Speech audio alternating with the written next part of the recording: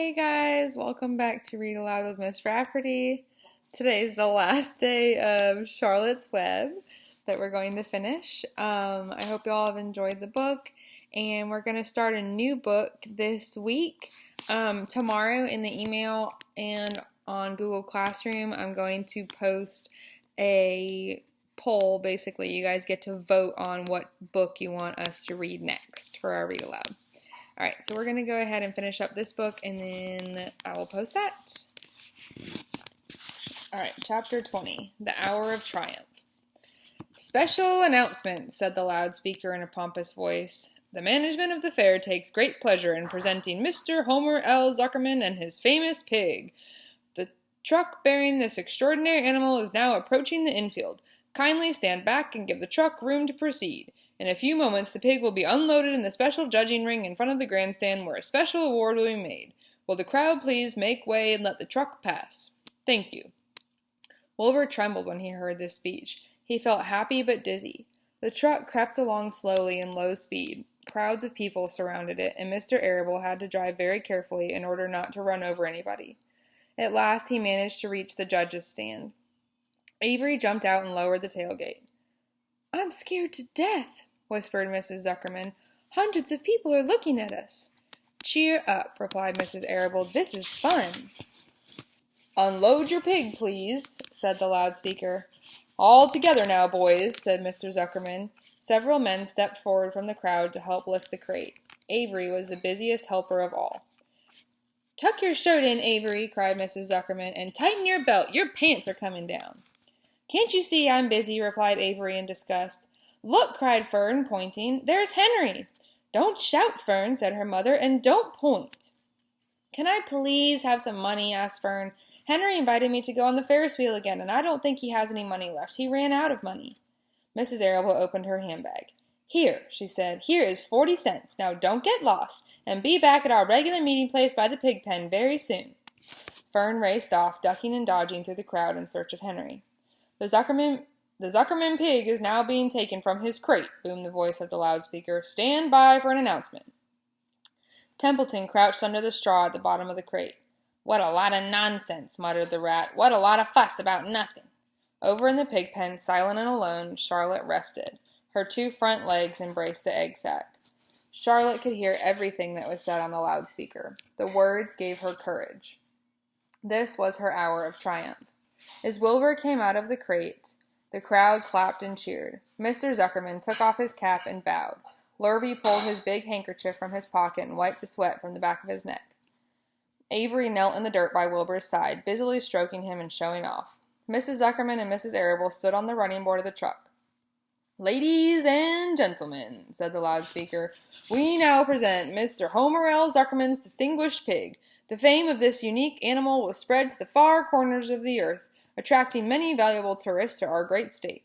Many of you will recall that never-to-be-forgotten day last summer when the writing appeared mysteriously on the spider's web in Mr. Zuckerman's barn, calling the attention of all and sundry to the fact that this pig was completely out of the ordinary. This miracle has never been fully explained, although learned men have visited the Zuckerman pig pen to study and observe the phenomenon. In the last analysis, we simply know that we are dealing with supernatural forces here, and we should all feel proud and grateful. In the words of the spider's web, ladies and gentlemen, this is some pig. Wilbur blushed. He stood perfectly still and tried to look his best.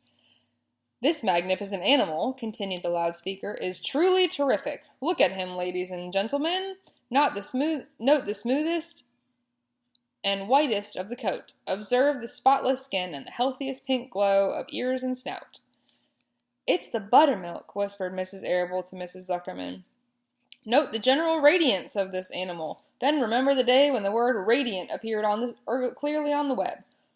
Whence came this mysterious writing? Not from the spider, we can rest assured of that. Spiders are very clever at weaving their webs, but needless to say, spiders cannot write. Oh, they can't, can they? Murmured Charlotte to herself. Ladies and gentlemen, continued the loudspeaker, I must not take any more of your valuable time. On behalf of the governors of the fair, I have the honor of awarding a special prize of $25 to Mr. Zuckerman. together with a handsome bronze medal suitably engraved in token of our appreciation of the part played by this pig, this radiant, terrific, this humble pig, in attracting so many visitors to our great county fair." Wilbur had been feeling dizzier and dizzier through this long complimentary speech. When he heard the crowd begin to cheer and clap again, he suddenly fainted away. His legs collapsed, his mind went blank, and he fell to the ground, unconscious. "What's wrong?" asked the loudspeaker. "What's going on, Zuckerman? What's the trouble with your pig?" Avery was kneeling by Wilbur's head, stroking him. Mr. Zuckerman was dancing about, fanning him with his cap. "He's all right," cried Mr. Zuckerman. "He gets these spells. He's modest and can't stand praise." "Well, we can't give a prize to a dead pig," said the loudspeaker. "It's never been done." "He isn't dead," hollered Zuckerman. "He's fainted. He gets embarrassed easily. Run for some water, Lurvy." Lurvy sprang from the judge's ring and disappeared. Templeton poked his head from the straw. He noticed that the end of Wilbur's tail was in reach. Templeton grinned. "I'll tend to this," he chuckled. He took Wilbur's tail in his mouth and bit it, just as hard as he could bite. The pain revived Wilbur. In a flash, he was back on his feet. "Ouch!" he screamed. "Hooray!" yelled the crowd. "He's up! The pig's up! Good work, Zuckerman! That's some pig!" Everyone was delighted. Mr. Zuckerman was the most pleased of all. He sighed with relief. Nobody had seen Templeton. The rat had done his work well. And now, one of the judges climbed into the ring with the prizes. He handed Mr. Zuckerman 2 $10 bills and a $5 bill. Then he tied the medal around Wilbur's neck. Then he shook hands with Mr. Zuckerman while Wilbur blushed. Avery put out his hand and the judge shook hands with him too. The crowd cheered. A photographer took Wilbur's picture. A great feeling of happiness swept over the Zuckermans and the Arables. This was the greatest moment in Mr. Zuckerman's life. It is deeply satisfying to win a prize in front of a lot of people. As Wilbur was being shoved back into the crate, Lurvy came charging through the crowd carrying a pail of water. His eyes had a wild look. Without hesitating a second, he dashed the water at Wilbur. In his excitement, he missed his aim, and the water splashed all over Mr. Zuckerman and Avery. They got soaking wet. "For goodness' sake," bellowed Mr. Zuckerman. "Who is really drenched? What ails you, Lurvy? Can't you see the pig is all right?" "You asked for water," said Lurvy meekly. "I didn't ask for a shower bath," said Mr. Zuckerman. The crowd roared with laughter. Finally, Mr. Zuckerman had to laugh too, and of course Avery was tickled to find himself so wet, and he immediately started to act like a clown. He pretended he was taking a shower bath. He made faces and danced around and rubbed imaginary soap under his armpits. Then he dried himself with an imaginary towel. "Avery, stop it!" cried his mother. "Stop showing off!" But the crowd loved it. Avery heard nothing but the applause. He liked being a clown in a ring, and everybody watching in front of a grandstand. When he discovered there was still a little water left in the bottom of the pail, he raised the pail high in the air and dumped the water on himself and made faces. The children in the grandstand screamed with appreciation. At last, things calmed down. Wilbur was loaded into the truck. Avery was led from the ring by his mother and placed on the seat of the truck to dry off. The truck, driven by Mr. Arable, crawled slowly back to the pig pen. Avery's wet trousers made a big wet spot on the seat. Chapter 21. Last Day. Charlotte and Wilbur were alone. The families had gone to look for Fern. Templeton was asleep. Wilbur lay resting after the excitement and strain of the ceremony. His medal still hung from his neck. By looking out of the corner of his eye, he could see it. "Charlotte," said Wilbur after a while, "why are you so quiet?" "I like to sit still," she said. "I've always been rather quiet." "Yes, but you seem specially so today. Do you feel all right?" "A little tired, perhaps, but I feel peaceful. Your success in the ring this morning was, to a small degree, my success. Your future is assured. You will live, secure and safe, Wilbur. Nothing can harm you now. These autumn days will shorten and grow cold. The leaves will shake loose from the trees and fall. Christmas will come, then the snows of winter. You will live to enjoy the beauty of the frozen worlds, for you mean a great deal to Zuckerman, and he will not harm you ever. Winter will pass, the days will lengthen, the ice will melt in the pasture pond, the song sparrow will return and sing, the frogs will awake, the warm wind will blow again, and these sights and sounds and smells will be yours to enjoy, Wilbur. This lovely world, these precious days." Charlotte stopped. A moment later, a tear came to Wilbur's eye. "Oh, Charlotte," he said, to think that when I first met you, I thought you were cruel and bloodthirsty." When he recovered from his emotions, he spoke again. "Why did you do all this for me?" he asked. "I don't deserve it. I've never done anything for you." "You have been my friend," replied Charlotte. "That in itself is a tremendous thing. I wove my webs for you because I liked you. After all, what's a life, anyway? We're born, we live a while, we live a while, we die. A spider's life can't help being something of a mess, with all this trappings and eating flies. By helping you, perhaps I was trying to lift up my life a trifle. Heaven knows anyone's life can stand a little of that." "Well," said Wilbur, "I'm no good at making speeches. I haven't got your gift for words. But you have saved me, Charlotte, and I would gladly give my life for you. I really would." "I'm sure you would, and I thank you for your generous sentiments." "Charlotte," said Wilbur, "we're all going home today. The fair is almost over. Won't it be wonderful to be back home in the barn cellar again with the sheep and the geese? Aren't you anxious to get home?" For a moment Charlotte said nothing. Then she spoke in a voice so low Wilbur could hardly hear the words. "I will not be going back to the barn," she said. Wilbur leapt to his feet. "Not going back?" he cried. "Charlotte, what are you talking about?" "I'm done for," she replied. "In a day or two I'll be dead. I haven't even strength enough to climb down into the crate. I doubt if I have enough silk in my spinnerets to lower me to the ground." Hearing this, Wilbur threw himself down in an agony of pain and sorrow. Great sobs racked his body. He heaved and grunted with desolation. "Charlotte," he moaned. "Charlotte, my true friend." "Come now, let's not make a scene," said the spider. "Be quiet, Wilbur. Stop thrashing about."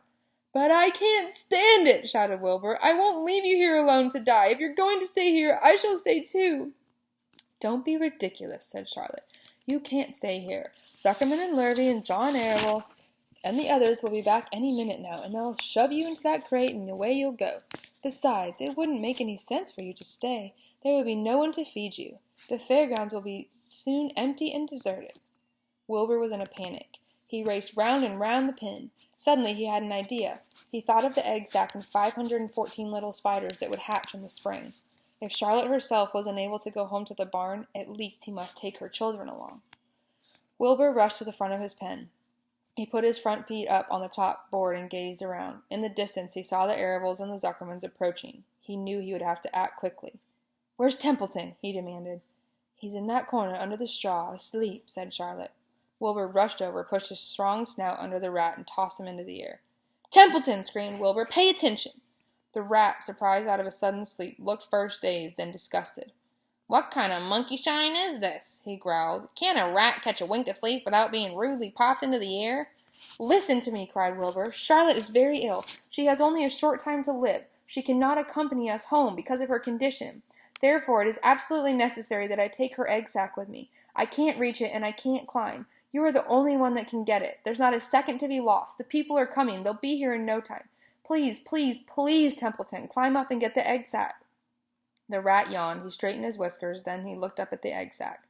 "So," he said in disgust, "so it's old Templeton to the rescue again, isn't it?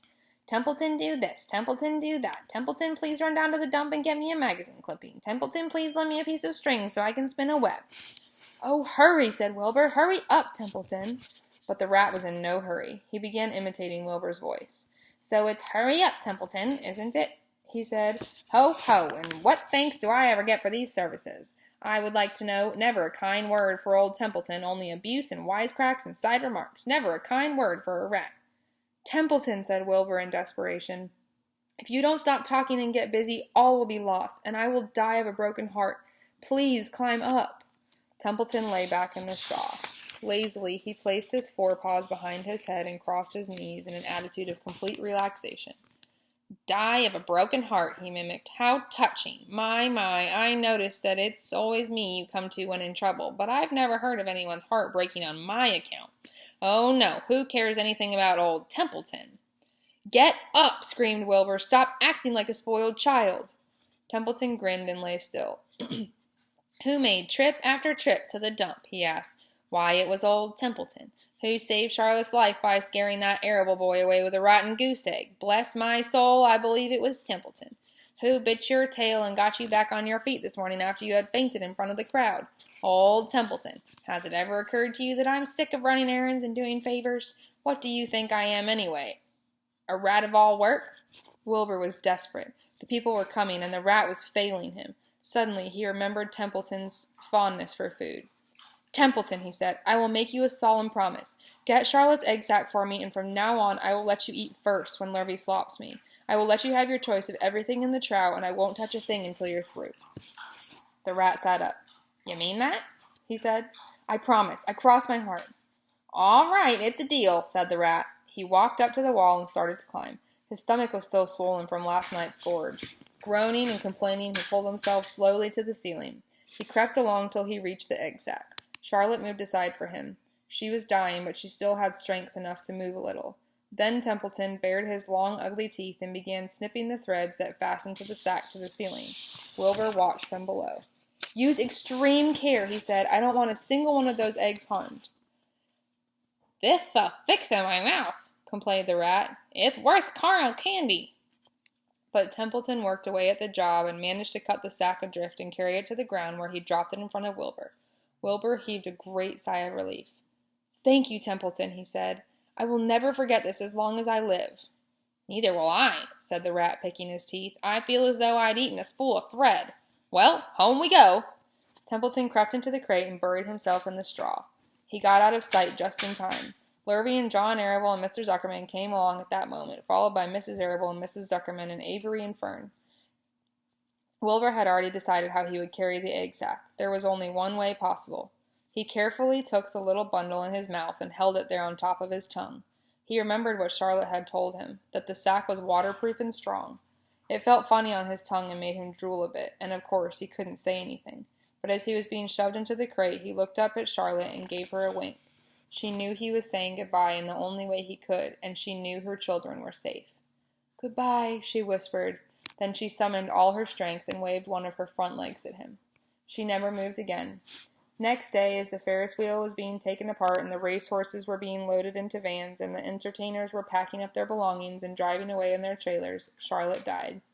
The fairgrounds were soon deserted. The sheds and buildings were empty and forlorn. The infield was littered with bottles and trash. Nobody, of the hundreds of people that had visited the fair, knew that a gray spider had played the most important part of all.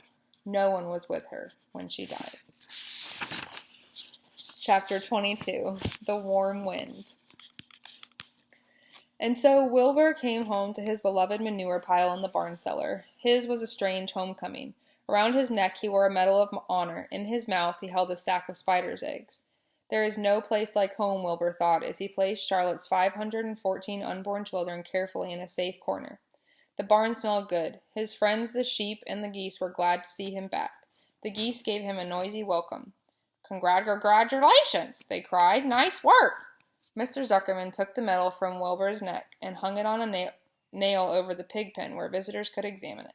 Wilbur himself could look at it whenever he wanted to. In the days that followed, he was very happy. He grew to a great size. He no longer worried about being killed, for he knew that Mr. Zuckerman would keep him as long as he lived. Wilbur often thought of Charlotte. A few strands of her old web still hung in the doorway. Every day Wilbur would stand and look at the torn, empty web, and a lump would come to his throat. No one had ever had such a friend, so affectionate, so loyal, and so skillful. The autumn days grew shorter. Lurvy brought the squashes and pumpkins in from the garden and piled them on the barn floor where they wouldn't get nipped on frosty nights. The maples and birches turned bright colors, and the wind shook them, and they dropped their leaves one by one to the ground. Under the wild apple trees in the pasture, the red little apples lay thick on the ground, and the sheep gnawed them, and the geese gnawed them, and foxes came in the night and sniffed them. One evening, just before Christmas, snow began falling. It covered house and barn and fields and woods. Wilbur had never seen snow before. When morning came, he went out and plowed the drifts in his yard for the fun of it. Fern and Avery arrived, dragging a sled. They coasted down the lane and out onto the frozen pond in the pasture. "Coasting is the most fun there is," said Avery. "The most fun there is," resorted Fern, "is when the Ferris wheel stops and Henry and I are on the top car and Henry makes the car swing and we can see everything for miles and miles and miles." "Goodness, are you still talking about that old Ferris wheel?" said Avery in disgust. "The fair was weeks and weeks and weeks ago." "I think about it all the time," said Fern, picking snow from her ear. After Christmas, the thermometer dropped to 10 below zero. Cold settled on the world. The pasture was bleak and frozen. The cows stayed in the barn all the time now, except on sunny mornings when they went out and stood in the barnyard in the lee of the straw pile. The sheep stayed near the barn, too, for protection. When they were thirsty, they ate snow. The geese hung around the barnyard, and the geese hung around the barnyard the way boys hang around a drugstore, and Mr. Zuckerman fed them corn and turnips to keep them cheerful. "Many, many, many thanks," they always said when they saw food coming. Templeton moved indoors when winter came. His ratty home under the pig trough was too chilly, so he fixed himself a cozy nest in the barn behind the grain bins. He lined it with bits of dirty newspaper and rags, and whenever he found a trinket or a keepsake, he carried it home and stored it there. He continued to visit Wilbur 3 times a day, exactly at mealtime, and Wilbur kept the promise he had made. Wilbur let the rat eat first. Then, when Templeton couldn't hold another mouthful, Wilbur would eat. As a result of overeating, Templeton grew bigger and fatter than any rat you ever saw. He was gigantic. He was as big as a young woodchuck. The old sheep spoke to him about his size one day. "You would live longer," said the old sheep, "if you ate less." "Who wants to live forever?" sneered the rat. "I am naturally a heavy eater, and I get untold satisfaction from the pleasures of the feast." He patted his stomach, grinned at the sheep, and crept upstairs to lie down. All winter, Wilbur watched over Charlotte's egg sack as though he were guarding his own children. He had scooped out a special place in the manure for the sack next to the board fence. On very cold nights, he lay so that his breath would warm it. For Wilbur, nothing in life was so important to this small round object. Nothing else mattered. Patiently, he awaited the end of the winter and the coming of the little spiders. Life is always a rich and steady time when you are waiting for something to happen or to hatch. The winter ended at last. "I heard the frogs today," said the old sheep one evening. "Listen, you can hear them now." Wilbur stood still and cocked his ears. From the pond, in shrill chorus, came the voices of hundreds of little frogs. "Springtime," said the old sheep thoughtfully. "Another spring." As she walked away, Wilbur saw a new lamb following her. It was only a few hours old. The snows melted and ran away. The streams and ditches bubbled and chattered with rushing water. A sparrow with a streaky breast arrived and sang. The light strengthened. The mornings came sooner. Almost every morning there was another new lamb in the sheepfold. The goose was sitting on 9 eggs. The sky seemed wider and a warm wind blew. The last remaining strands of Charlotte's old web floated away and vanished. One fine sunny morning after breakfast, Wilbur stood watching his precious sack. He wasn't thinking of anything much. As he stood there, he noticed something move. He stepped closer and stared. A tiny spider crawled from the sack. It was no bigger than a grain of sand, no bigger than the head of a pin. Its body was gray with a black stripe underneath. Its legs were gray and tan. It looked just like Charlotte. Wilbur trembled all over when he saw it. The little spider waved at him. Then Wilbur looked more closely. 2 more little spiders crawled out and waved. They climbed round and round on the sack, exploring their new world. Then 3 more little spiders, then 8, then 10. Charlotte's children were here at last. Wilbur's heart pounded. He began to squeal. Then he raced in circles, kicking manure into the air.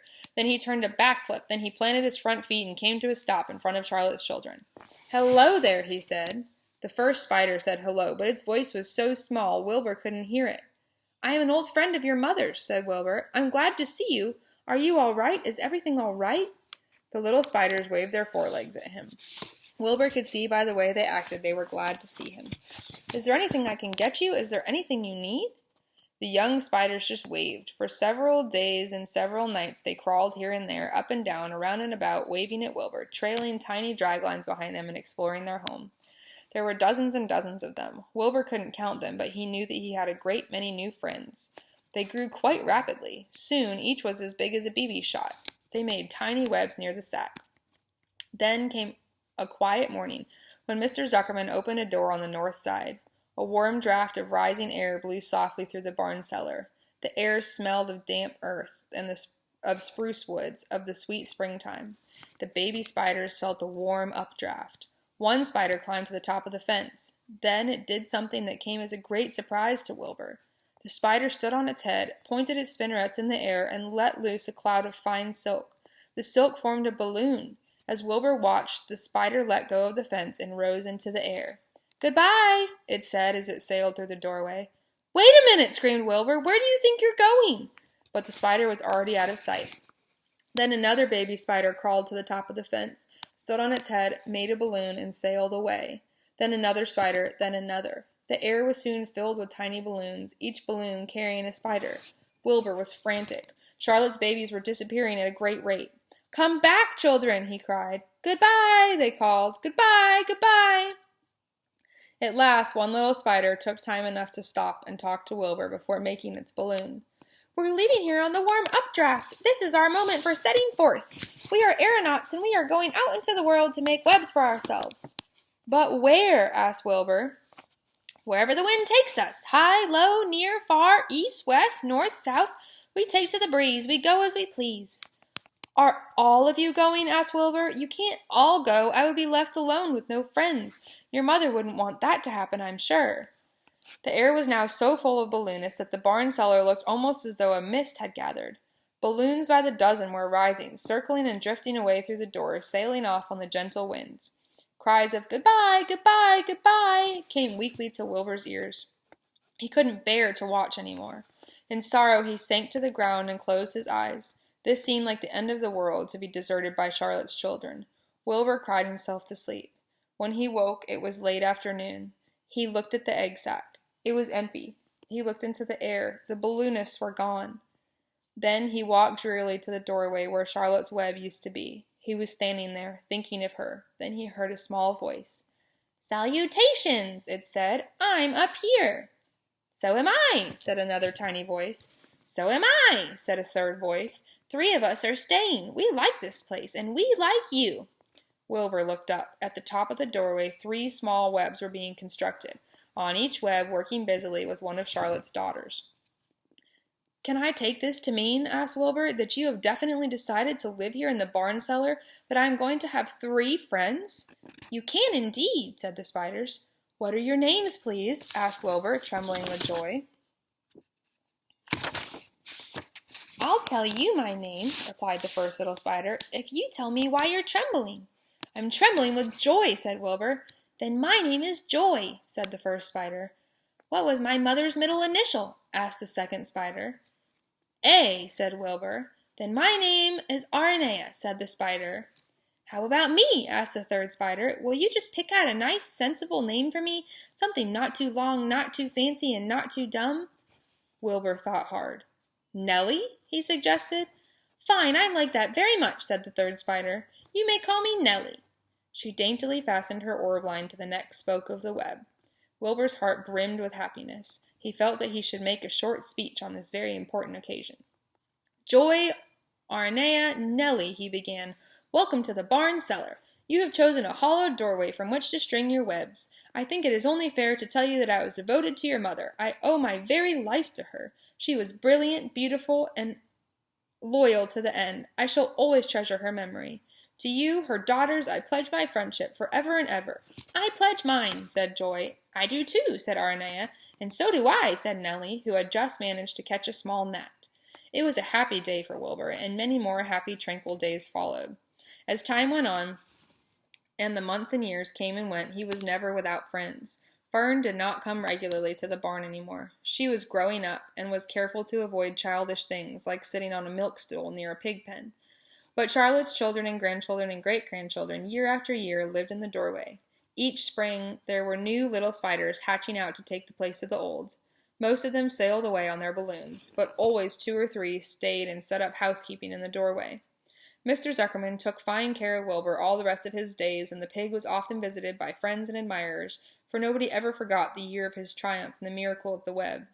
Life in the barn was very good. Night and day, winter and summer, spring and fall, dull days and bright days. It was the best place to be, thought Wilbur, this warm, delicious cellar, with the garrulous geese, the changing season, and the heat of the sun, the passage of the swallows, the nearness of rats, and the sameness of sheep, the love of spiders, the smell of manure, and the glory of everything.